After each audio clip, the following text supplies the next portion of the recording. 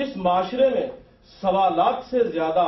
جوابات دستیاب ہوں ان معاشروں میں عقل و دانش ہمیشہ رسوا ہوتی ہے، اور عاقل اور دانش مند خالد سہیل کی طرح راندہ درگاہ ٹھہرتے ہیں اور متنازع شخصیت قرار پاتے ہیں۔ اشیاء کا مقام تبدیل کرنا ظلم کہلاتا ہے۔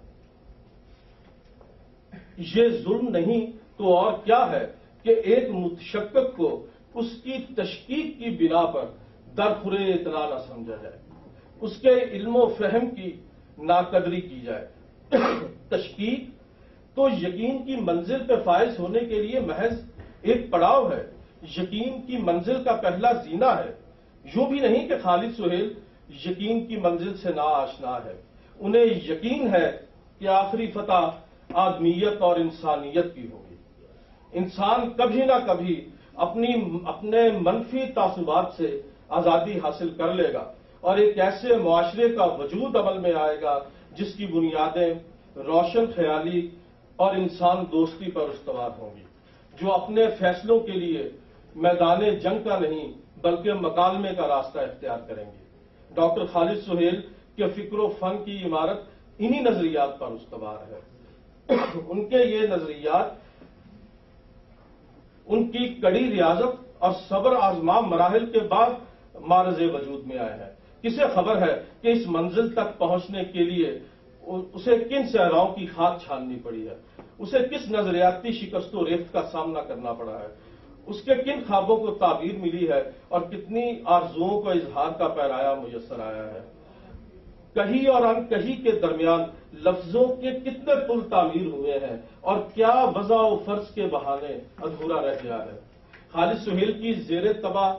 کتاب ادھورے خواب ان کی زندگی کی اسی کیفیت کی تمثیل ہے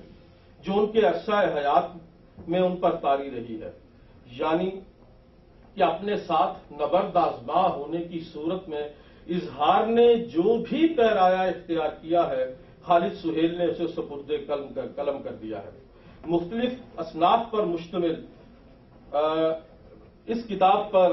غالب کا یہ شعر صادق آتا ہے کہ تالیف نسخہ ہے وفا کر رہا تھا میں، مجموعہ خیال ابھی فرد فرد تھا۔ ادھورے خواب ڈاکٹر خالد سہیل کی شخصیت کی طرح اپنی نو میں انتہائی منفرد اور خوبصورت کتاب ہے، اور یقیناً ادب کے ذہین قارئین کے لیے ایک ایسی کلید کی حیثیت رکھتی ہے جسے ڈاکٹر خالد سہیل کے تخلیقی مزاج کو سمجھنے اور ان کے مجموعی میلان طبع کو سمجھنے میں معاون ثابت ہوگی۔ اپنے عنوان ادھورے خواب کی طرح اس کی قرأت و مطالعہ ایک تشنگی کا احساس پیدا کرتا ہے جو کہ ڈاکٹر خالد سہیل کی تمام عمر کے اضطراب کا عکاس ہے۔ یقیناً ادبیات کے قارئین اس کے مطالعے کے بعد جو فیصلے کریں گے تاریخ انہیں خوش دلی سے قبول کرے گی، کیونکہ وہ فیصلے وقت کی عدالت میں ہوں گے اور وہ زمانہ نیا زمانہ ہوگا جس کی ڈاکٹر خالد سہیل کو آرزو ہے۔ یقیناً وہ فیصلے ہم نہیں کریں گے، ہم نے تو ڈاکٹر خالد سہیل کے فن، فکر، علمی سرمائے اور شخصیت کو متنازعہ قرار دیا ہے۔ جناب، فنکشن کے آخری مقرر اور دلہا جناب خالد سہیل صاحب کو بلاتا ہوں، وہ اپنے خیالات کا اظہار کریں اور اگر کوئی سوال و جواب ہو، لیکن اس سے پہلے میں چاہتا ہوں کہ ہم 1 منٹ کے لیے خاموشی اختیار کریں تاکہ حمید اختر صاحب انجمن ترقی پسند مصنفین کے جنرل سیکریٹری تھے پاکستان کے،